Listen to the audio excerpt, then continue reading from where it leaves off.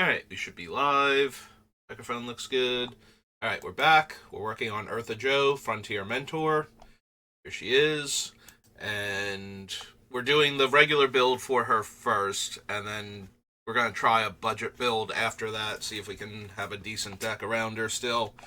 Right now we're at 167 cards, so we need 107 cuts, which is not terrible, considering this is our second stream cutting things. So, usually have a lot more going on. So I was wondering, how many permanents do I have that don't have activated abilities? Right now we have land taxes 1. Those all do. Aura of Silence does. Yep, all those are good. Helm's good. Yep, all of them. The Assassin. Those 3 all make it. Because I'm wondering if we can companion Ertha. Like, what do we have to cut? Armistice does. Chiron Negotiations does because it has the ability rather than giving my creatures the ability, so that one works. Kamal, Grim Lavamancer, Jessica, all good. Gratuitous Violence would have to go.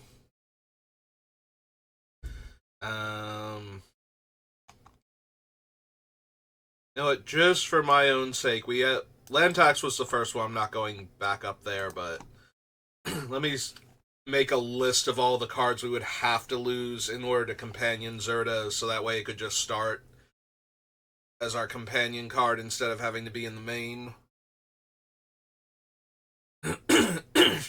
We can guarantee we have access to it. Have to lose Sculpting Steel. Sad Robot doesn't work. All of those are good. Hey. Sensei's Top works. Signet. That's not a permanent. That's not a permanent. Angara's fine. Paladin's fine. Trainee. Bridget. Brian. Rings of Bright Earth is not an activated ability. It's a triggered ability that triggers off of my activated abilities.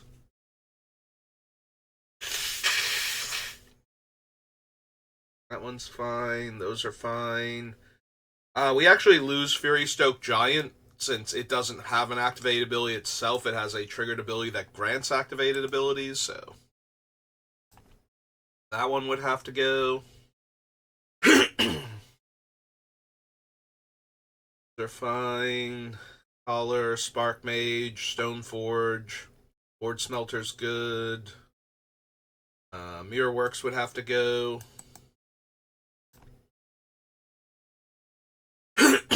Torpor Orb has to go. As does Unwinding Clock. Orabrask would have to go.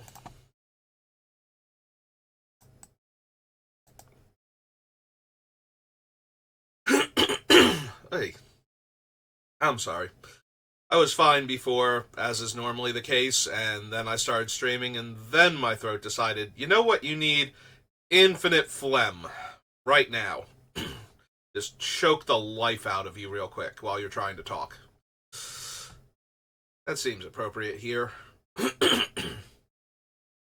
let me try desperately to clear some of it out.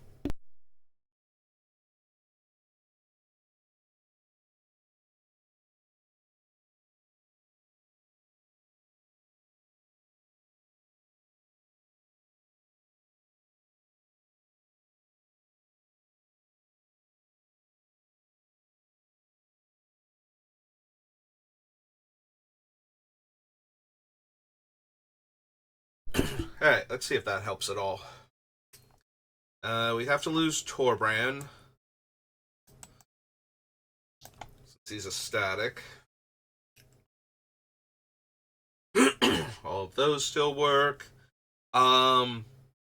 So Augusta doesn't have an activated ability, but Plarg does, and he's the front face, so I believe that works. I don't know how it would work if Plarg were the backside.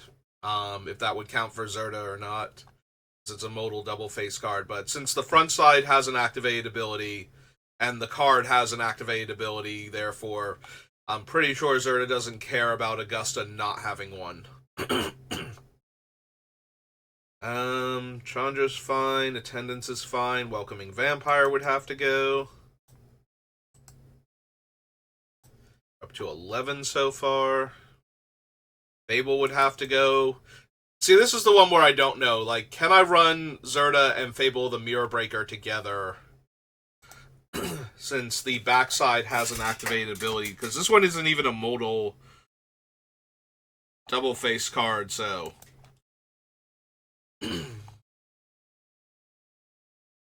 Paying the 3 permanent cards are artifact activate abilities. An activate ability is one that produces mana as it resolves. Effects that reduce generic mana. Activating Zerta's last ability. Your companion begins the game outside the game. That means in the sideboard in casual play, it's simply a card you own that's not in your starting deck. You may reveal one card from outside the game to be your companion. If the starting deck meets the requirements for the companion ability, you can't reveal more than one. Remains revealed outside the game as the game begins. They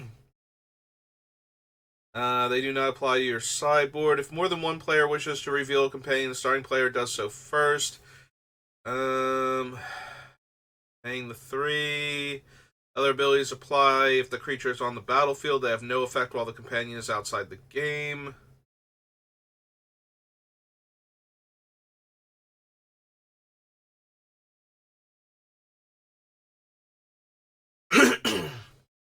So it doesn't say how a modal or a non-modal double face card, or a modal double face card for that matter, works with Zerta if the backside has an ability but the front side doesn't. Which is a very specific thing to Zerta, and so I'm kind of annoyed that they don't seem to have that on here when discussing it. Because it's very confusing at that point. Like, I don't know, how does that work with, do we have the, yeah, let's try Obosh and see how it works if the backside of the card, see if they bothered with this one.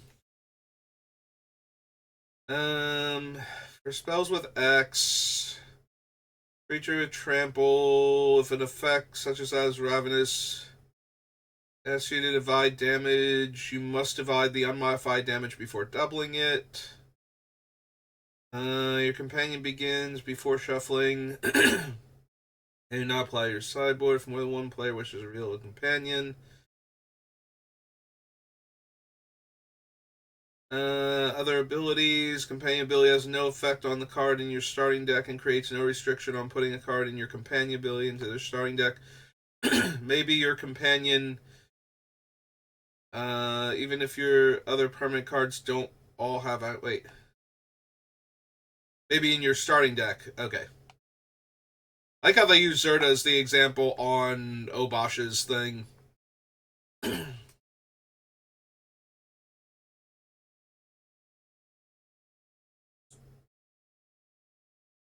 Yeah, it doesn't say anything about how double face cards work with companions like Obosh or Zerta or any of the ones that would care if the backside of it doesn't meet the requirements, which is super unhelpful.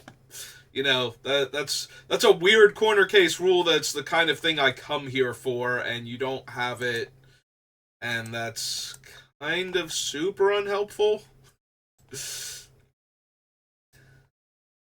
if you're gonna make all these dumb cards with deck building restrictions and whatnot, the least you could do is actually have the thing explain itself somewhere how they interact with cards that, you know, have two different faces, and therefore one of the faces might not meet the requirements. Alright, let's find companions, see if they have anything useful.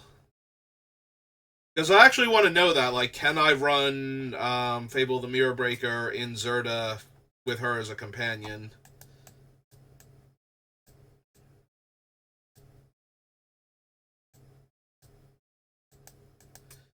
Almost there.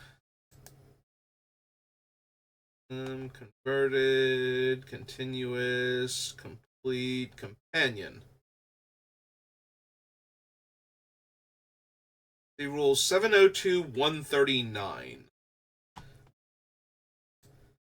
Alright. 702 139. 36, 138, 139. I get the feeling this isn't going to have what I need either. Companion is a keyword ability that functions outside the game, is written as companion. Before the game begins, you may reveal one card you own from outside the game with the companion ability. It refers to your starting deck. It refers to the. Once you take the special action, put the card in your hand, and it remains in the game until the game ends. Yep, absolutely nothing useful there.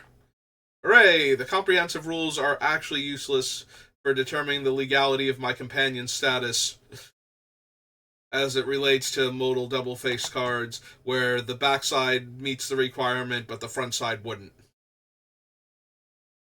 I'm going to assume that you only use the front face for the purposes of this, because it would take too long to get a ruling on this now. But it's really super unhelpful that they couldn't be bothered. Maybe it's under modal double face cards for that. Alright, real quick. Hop down here. I need modal and I need transforming both.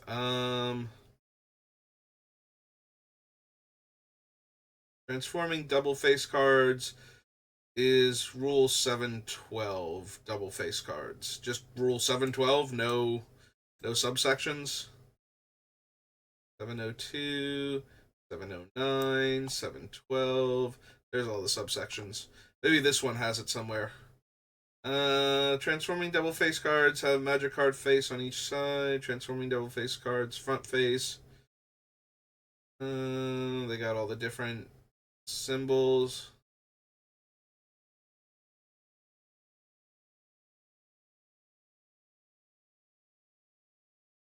Transforming double face cards back face is marked by the back face symbol. The front face of a transforming double face card whose back face is a creature has the back face's power and toughness printed in gray above the power and toughness box.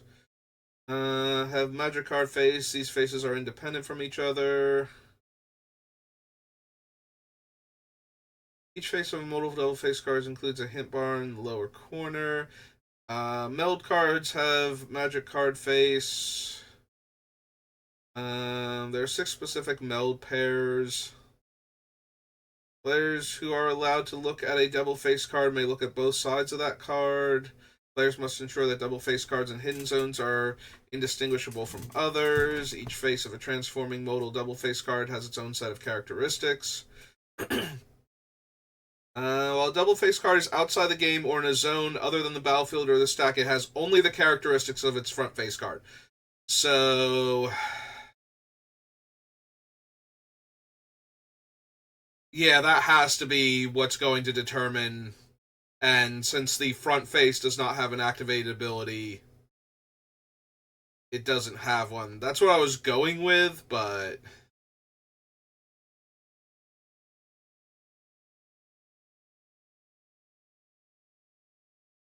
let's see if there's anything that contradicts that real quick. I'm assuming that that's what we're going with, though, is that the card, because it's not physically in play when it's in my deck, we only consider the front face game text and whatnot for determining whether it meets my companion's companion value, like companion requirements. So, Fable the Mirror Breaker would not, because the front face has no activated abilities.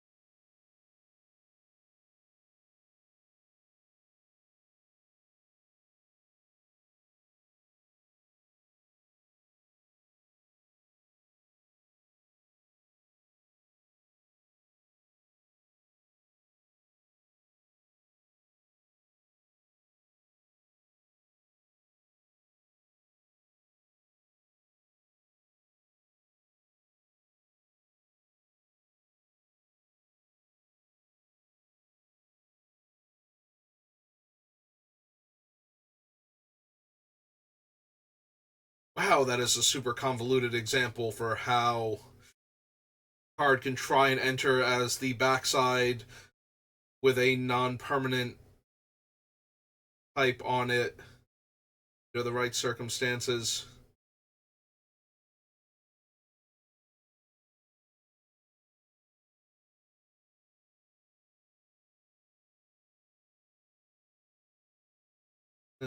Yeah, it feels like we've gotten way past where it would explain, unless it's like a little thing at the end.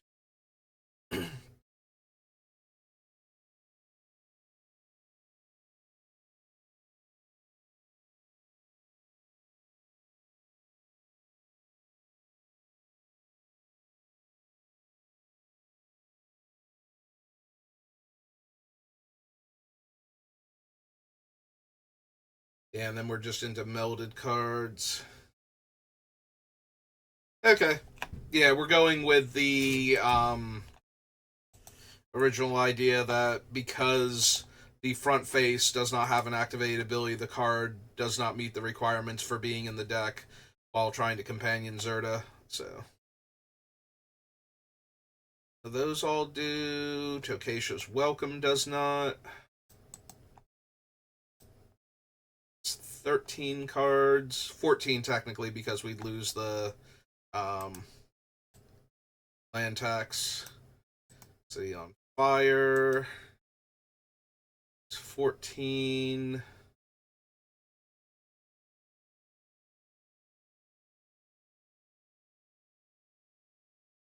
Food Fight would actually be 15 because it's not pay the mana, sacrifice my artifact. It's my artifacts have. Same problem as the Fury Stoke Giant. Oyer Axonal would not work.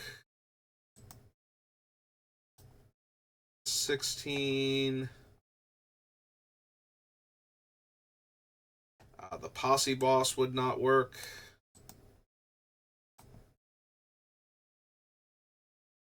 Actually, wait. Does Ertha Joe immediately negate this? She's technically part of my starting deck, even though she's the commander. Because she's part of the 100. Even if she's not in the 99. So, was this all moot? Like, could I never have Companion Ertha because my commander doesn't meet the requirements? Also, you'd think that would be something they would mention in the discussion for how companions work. I mean, Commander is your most popular constructed format. You don't think people need to know whether or not the companion can see the commander and vice versa for determining legality? Maybe? Maybe that would be important to know and to have stated beforehand, so that way I could have gone, wait a minute, Ertha Joe herself does not have an activated ability. So yeah, I don't think we could companion it anyway. Okay. Hooray, we figured it out. We would also have to cut like another. We might have to cut so many cards that we might wind up cutting like 30 or some cards before we were done anyway. At that rate.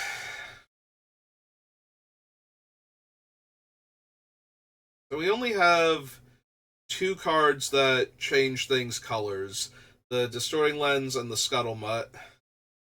And we only have four cards, the Pentarch Paladin also, that care about the color of the permanent so that way we can destroy it with the activate abilities of the three cards. So, is this actually worth bothering to do? Is the question. It's super helpful that all of the things except for Scuttlemutt say permanent. So, while we do need a creature of that color, um, in order to have Ertha Joe copy it, we can destroy anything else that happens to also share that color at that point.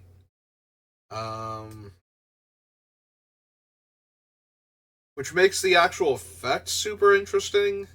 Um, I gotta be honest, I don't know that we want Exorcist. I think it's actually more interesting that we can tap to make your creature red and your land red and destroy both of them with Southern Paladin than it is that we could kill 2 creatures with Exorcist.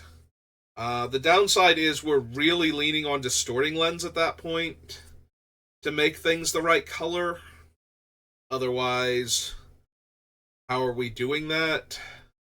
I think that's the biggest issue with trying to do this silly thing is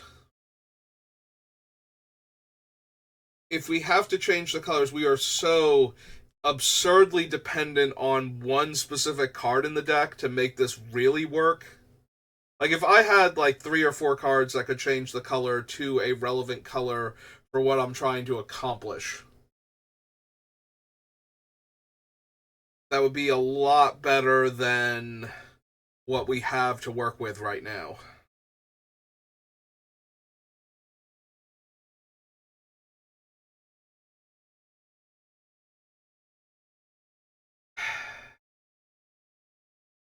But the problem is that we are white-red and not, white-red-blue or something, where we could turn things... Like, if we had access to blue, we would be able to do so much more with these cards. Not the least of which is, okay, we could technically run Painter's Servant also at that point, if I really desperately wanted to do this, because that is the only other way we can accomplish this. That is true, I don't have Painter's Servant on the list. And if I really, really wanted to do the Northern Paladin or Southern Paladin, Pentarch Paladin setup, we would kind of need to do that, I feel like.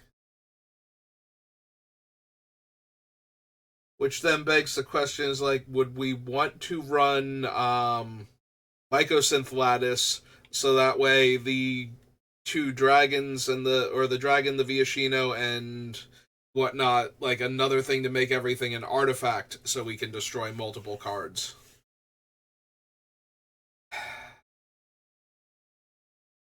How often do you actually run into Null Rod or I think Karn Great Creator is the one you run into the most, and so that would be the most dangerous for running Mycosynth Lattice. Is that if you play the Lattice and somebody else plays Karn, the game kind of ends in that player's favor, because all of a sudden nobody else can do anything for the rest of the game except draw cards and attack and block with what's already in play. No activated abilities, including your lands, can be used. On the other hand, we have Karn Great Creator, so it's not like we don't have that as a combo also. Wait, I'm trying to cut cards, and I'm winding up adding 2 cards in just to make the other cards that I don't want to cut better. Because if we actually have Painter's Servant and Mycosynth Lattice, it makes the other cards more consistent. Alright. So let's go ahead and add them in. So we need Shadowmoor, I believe.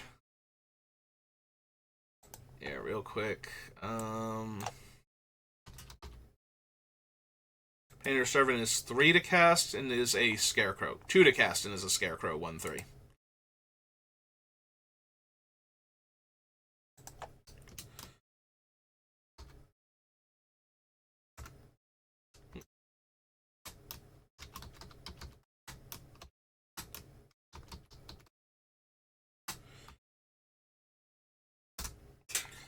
And Mycosynth is from Original Mirrodin. Go Synth Lattice is from Darksteel. And is a 6-drop.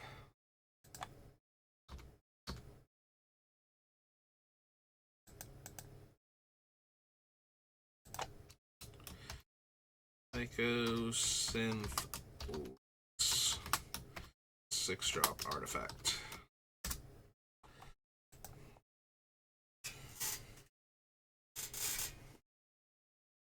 Oh man, but that's really a nombo with the other one. So Mycosynth makes everything colorless.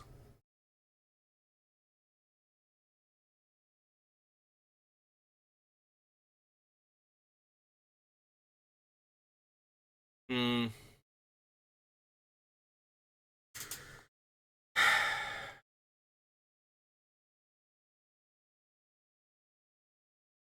Is it timestamps for Mycosynth and Painter Servant? Like, is it just going to go by whichever one came in the most recently?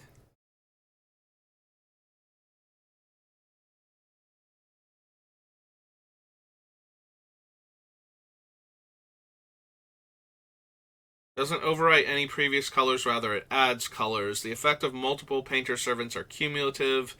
Is on the battlefield, an effect that changes an object's color will overwrite Painter Servant's effect. For example, casting Cerulean Wisp on a creature to turn it blue regardless of the. So, if Painter Servant is down and we play Mycosynth Lattice overwrites Painter Servant then.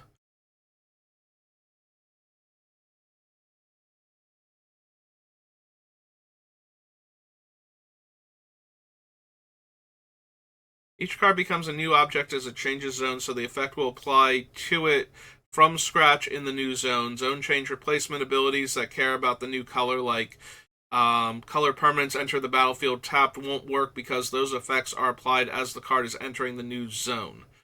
Zone change triggered abilities that care about the new color, like when a color permanent enters the battlefield or when you cast a color spell, will work because those effects apply after the card is already in its new zone.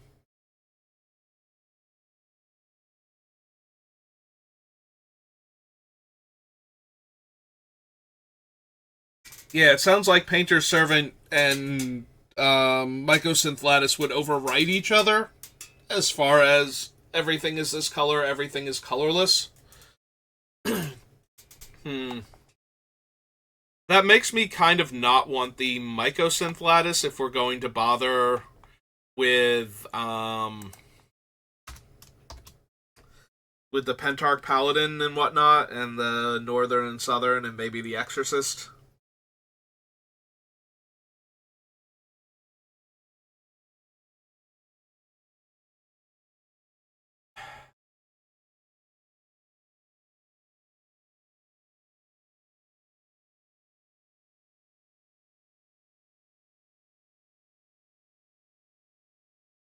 Because we already have the other things to turn stuff into artifacts to destroy them. We don't necessarily need the Lattice. And the Lattice is way more dangerous, like I said. If somebody else gets their Karn Great Creator out while we have the Lattice down, that's going to ruin everybody's time, except for the person who did that. So, yeah, it's just delete the Lattice then. We can keep the Painter's Servant in because it works with the other cards, and then from there figure out how badly I need or don't need to be doing this silly thing. Let's be honest, we're doing a lot of silly things with this deck if we keep all of this stuff in. So the question then becomes, well, how much of this is actually going to stay in? Because we got to cut 100 cards off of this list, so not all of it is viable anymore.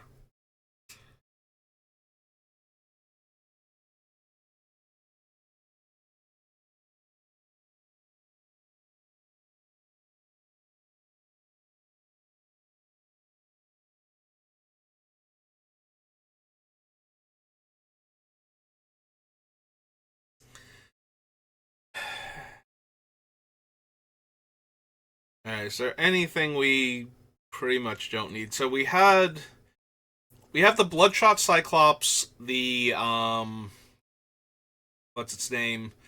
Um Brian Stoutarm, Weaponize the Monsters, and the Brazen Buccaneers or whatever they're called. So we have multiple things that are letting me sacrifice creatures to deal damage. I don't know that we need all of them.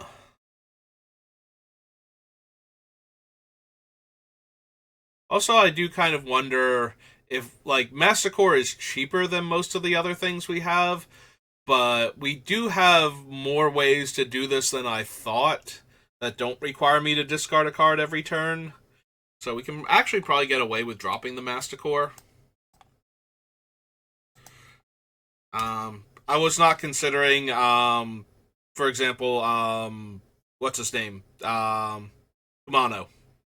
Um, can also do that. So we have the two dragons, Kumano, and like a couple other things that are similar where we don't need the Masticore anymore, and it does have the drawback of making me discard a card. So, in order to keep it around anyway.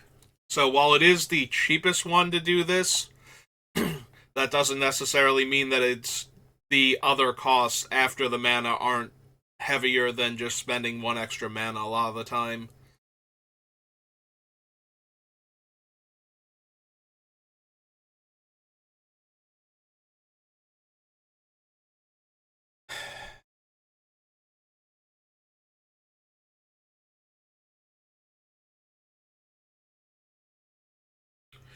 Wondering if we need Weathered Wayfarer at all.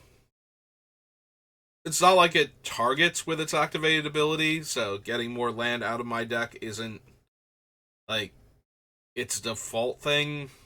Like I can't go, okay, that player has more land than me, so I'm gonna target them, and then I'm gonna target them again because they have so much more land than me, so I get 2 lands out of my deck. Um, so yeah, I really don't think that's particularly impressive then. In comparison, the upside to it is that it can tutor things like Slayer's Stronghold and or some of the other weird lands we have, because it does actually get a land from my deck, not a basic land. So we can get some of the lands with the activated abilities. And it does go to my hand, so technically we can tutor something like Iganjo, Seed of the Empire, which has an activated ability from my hand that targets creatures. Which is nice, but not necessarily essential. Yeah, honestly, we're going to need cuts, and I think the Weathered Wayfarer. Like, if you're leaning more towards this build than the budget build, like if you like where this deck is at and or have most of the cards, but you don't have a land tax, you can put Weathered Wayfarer in instead. I think that would be fine, but I don't think we need both. And I think the land tax is just way better, honestly.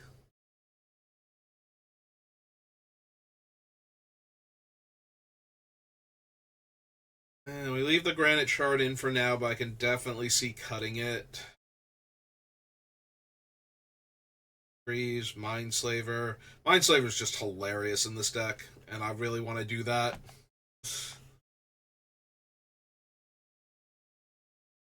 Tap an artifact creature.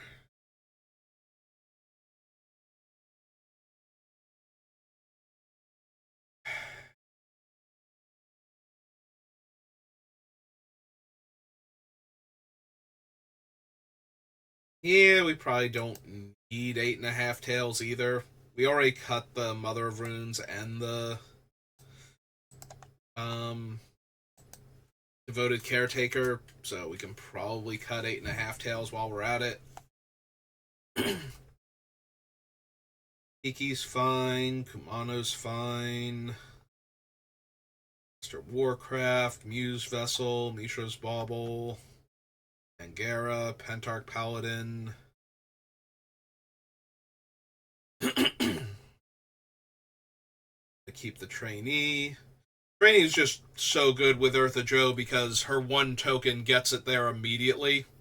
So you play this, you play Ertha Joe, she makes a token, you tap the token, it buffs the trainee twice because of Ertha Joe, getting it to 4 power and allowing it to immediately deal 8 damage.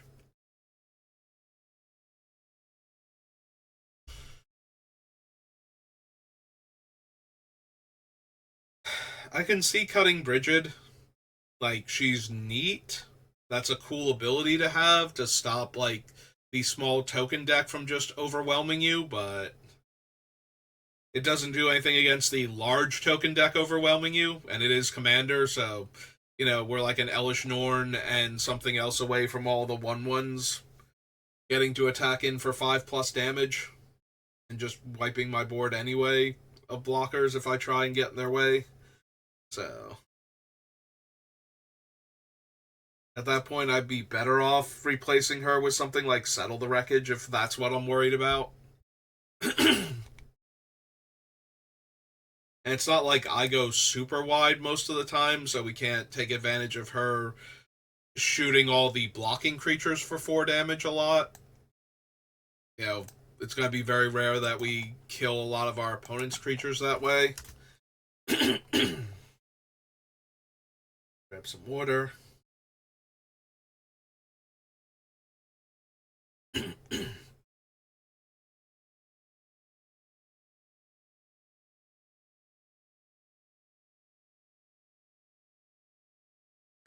Yeah, I think the Rings of Bright Earth are kind of redundant. Most of the things I'm doing are like small effects that I want to have happen multiple times because of Joe.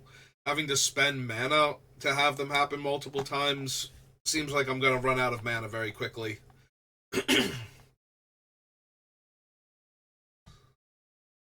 Don't need. Wait. Yeah, we do. I was gonna say we don't need the Soul Bright Flamekin, but no, we kind of do. We have a lot of things to spend our mana on, which is another reason why I don't need Rings of Bright Earth. It's kind of a mana sink we don't need.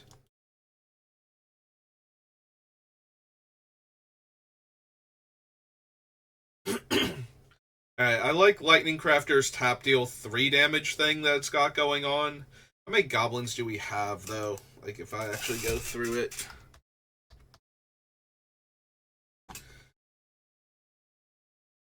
18, 17.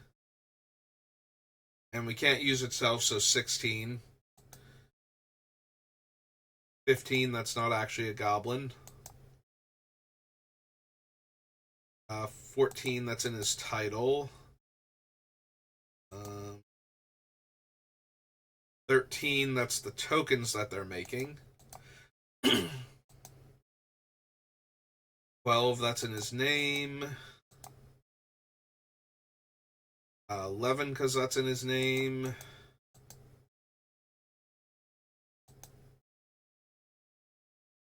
So we have 11 goblins total in the entire 100 card deck, besides the Lightning Crafter.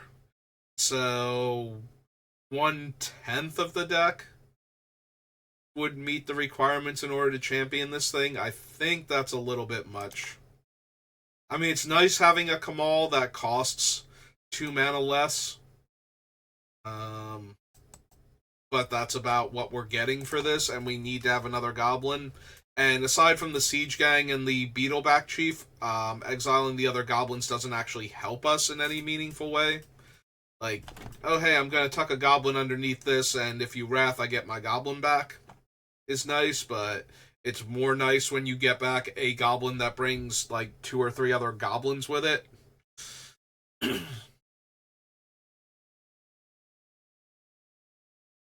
Yeah, I don't know that we even need Siege Gang or Beetleback. Like, Beetleback is entirely on the list because of Siege Gang Commander, so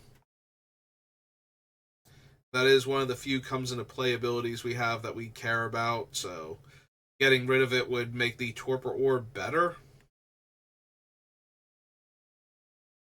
It is nice when we don't have Torpor Orb out, though, to copy Siege Gang with our various token makers. So, Kiki's Reflection, Jaxus, Ortheon.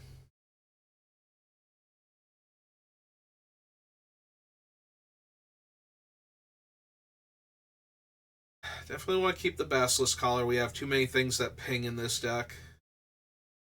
No sense not killing everything on the first ping each time.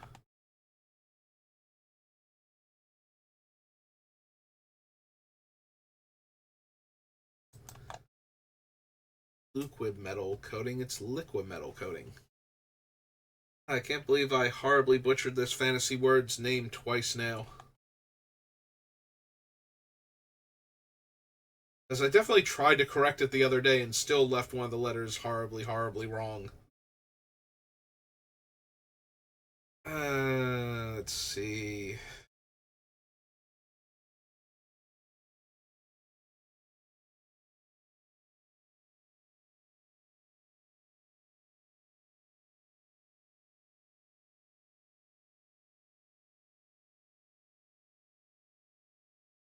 I'm looking at Unwinding Clock and I'm thinking about it, and it's like, it untaps all of my artifacts, but my artifacts are not my big thing for what I want to untap. It's usually my creatures, and we would have to tap the liquid metal cards to turn them into artifacts in response to untap them. But then we would also untap the liquid metal cards too, so technically that still works. So then it becomes a question of which artifacts do I have that Unwinding Clock can untap. Like that on their own would be good. Because we do have a handful of artifacts that have useful tap activated abilities. Or if we could just keep untapping them each turn, we'd be able to do more with them.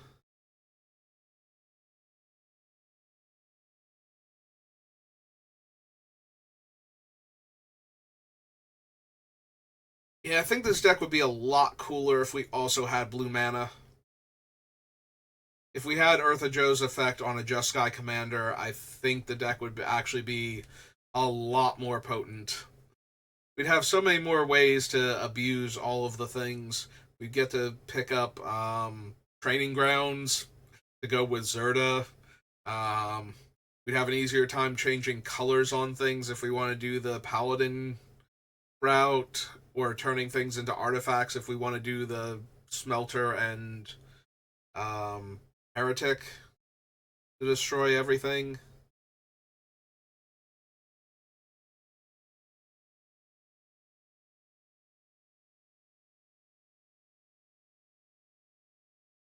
Wonder if we need Torbrand at all. We have a bunch of other cards that increase the damage that our things are doing.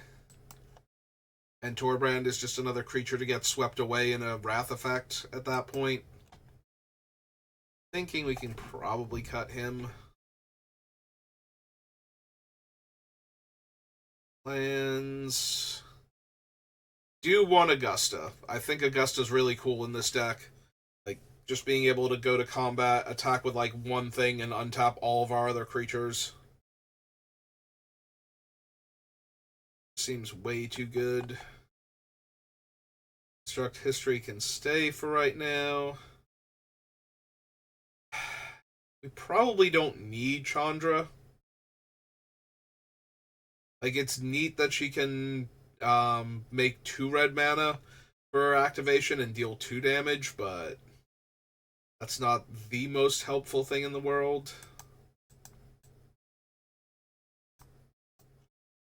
Makes her a 3 mana rock that can be attacked by our opponents and killed, basically. So I'm thinking we don't actually need her.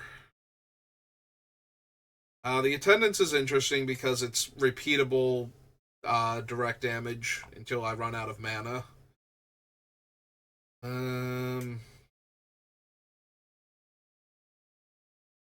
Vampire, Fable the Mirror Breaker. Wandering Emperor is fine, not amazing, but fine. Being able to kill 2 things the turn she comes down is super helpful. Our opponents are just trying to attack us for massive damage slash lethal. If she can just come down out of nowhere, kill their 2 biggest creatures, and gain me 4 life, I think that'd be decent. I think that would be decent enough to merit running her. Because I'm already considering the Stalking Leonin, who is just a worse version of her at that point. It's just one random 3/3 with a very similar ability, but I have to guess which opponent I'm going to use it against at the time that I play the Leonin. So, eh.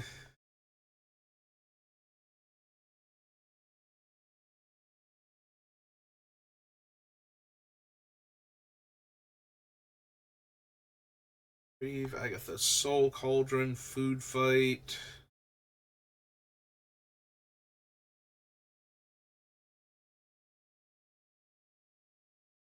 Honestly, we might be able to ditch the food fight. It is helpful that I can turn things into artifacts that aren't normally and sacrifice those, but we have ways to sacrifice our creatures already to deal damage. I don't think I desperately need a way to sacrifice my non-creature artifacts. I don't think. Maybe I do, but probably not. Yeah, I think I'm safe to cut food fight.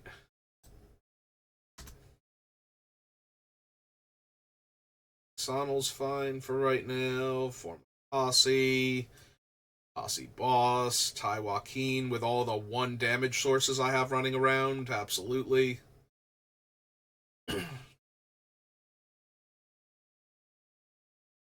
Recruiter, Brittle Effigy, Swiftfoot Boots, Staff of Nin, Urkesh.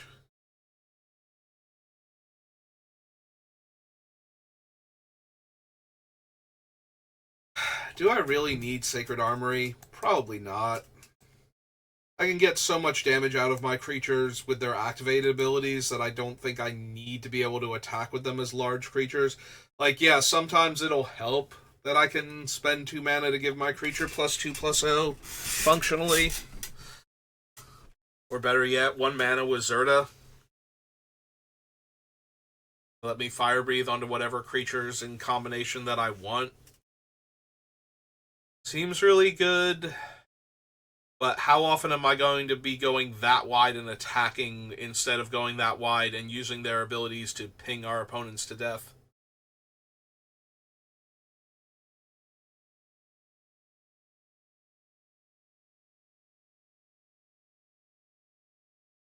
Hmm.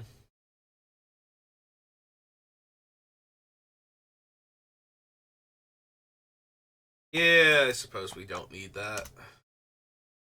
We need to make a bunch of cuts anyway, so.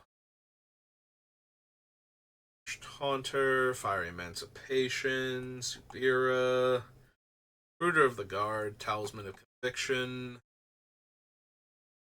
Ska Thrice Reborn. Yeah, that same mentality makes me kind of want to cut Jessica too.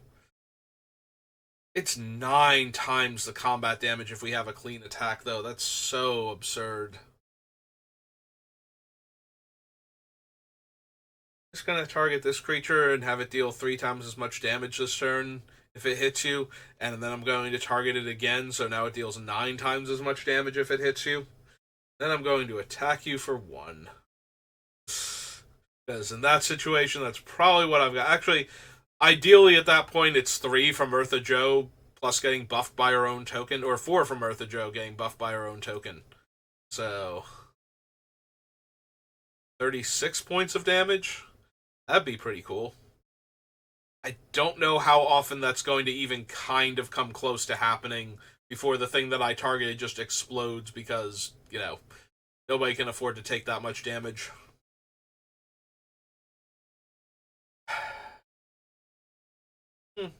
Might still be worth considering just to keep that dream alive, though. We do have ways to make the creatures unblockable, too. That might be the biggest benefit to Jessica, is making things unblockable, which is also the argument for Sacred Armory. Like, I can just dump all my mana into it and fire breathe my 1 creature into, 10 or 15 damage.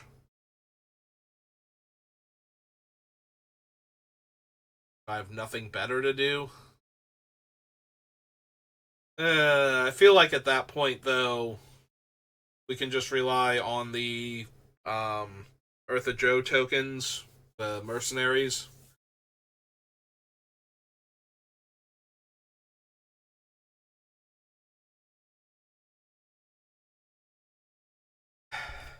Yeah, I'm sure it's fine.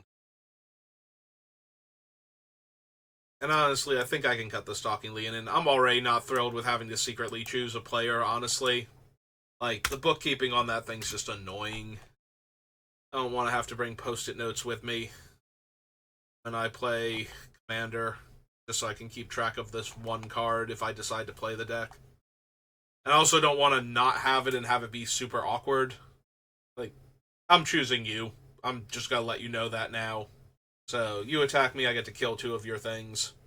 I'm not gonna pretend I'm not choosing you. At that point, it's just a weird, bad, soul, whatever. The the thing that's like the seals from Nemesis. Soul Snare. That's what it's called.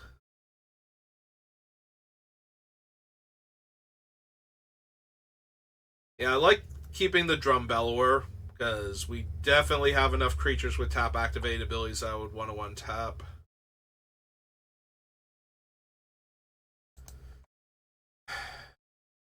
I feel like I don't need the bracers or the other bracers, honestly.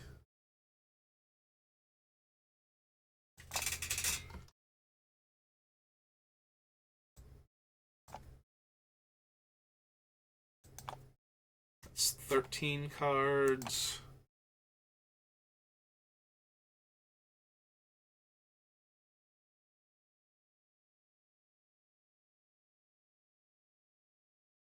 So the Robaran mercenaries can copy things like Jaxus, like all of the make a token copy of things. Um, they could copy something like Bridget if I had left her on the list. Did I cut her? I think I cut her. Yeah.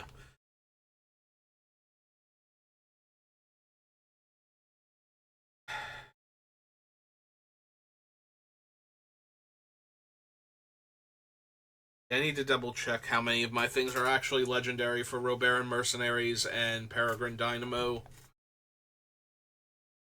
Because it's not like I desperately need a fifth or sixth variation on Kiki Jiki. That requires him to have already shown up once.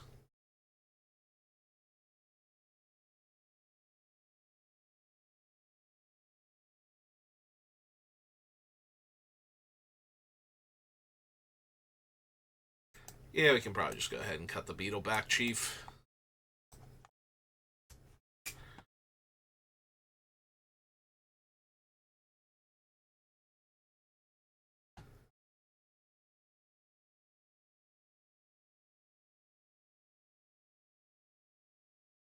Hmm, that's interesting. Argus actually has to be the target of the ability. So if I were to like, I can't use Kiki for example to copy it, um, because Kiki is non-legendary creatures. I forget, is Jaxa specifically non-legendary?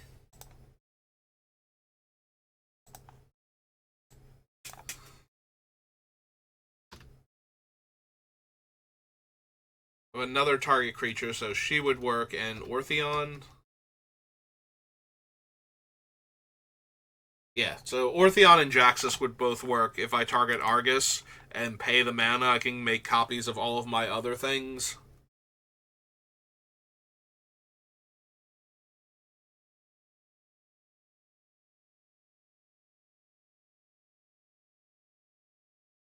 Do we need Chandra at all? 6 mana to start off with. She pluses to give me 2 red and deal 2 damage, so 4 red and 4 damage. But 6 mana, I have to believe we don't actually need her that badly. Again, she's a really expensive fancy mana rock that our opponents can attack, and that just doesn't seem great at that point.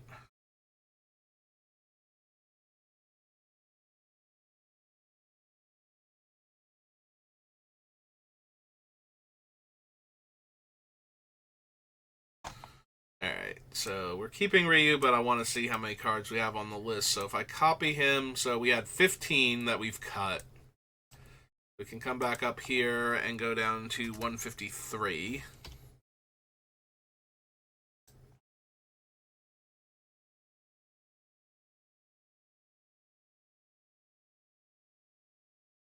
Real question, am I going to use Disrupting Scepter with the 3 mana it costs to activate?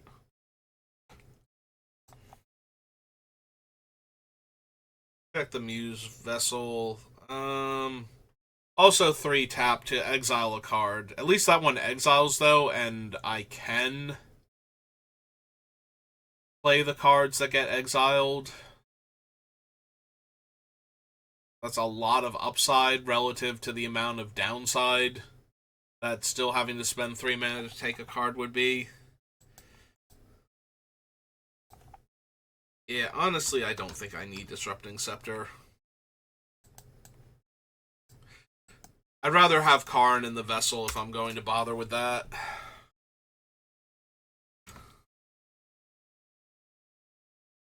Like, yeah, if I really super cared about disrupting the opponent's hands, a third version of it would be helpful. But I think 2 versions of it is good enough. Usually there's only going to be, like, one opponent who's got enough control elements that I desperately need to tear their hand apart if given the option. So...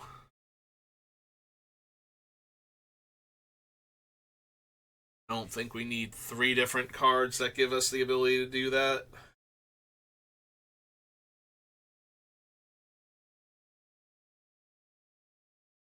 If there's more than one control deck, usually you can get them to fight each other.